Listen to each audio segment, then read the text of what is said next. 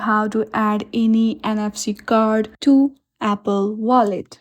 To do so, first of all, open your settings you have in your device and then go through the general.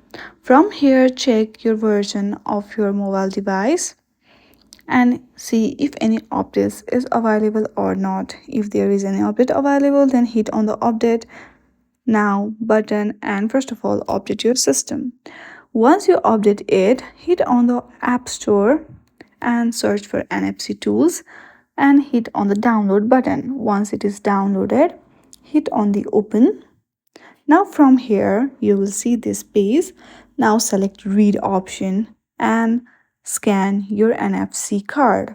Once you scan it, you are good to go. So in this very easy step, you can easily add any NFC card to your Apple Wallet. I hope you like this video. If you like this video, then please do not forget to like and subscribe to our channel. Thank you for watching.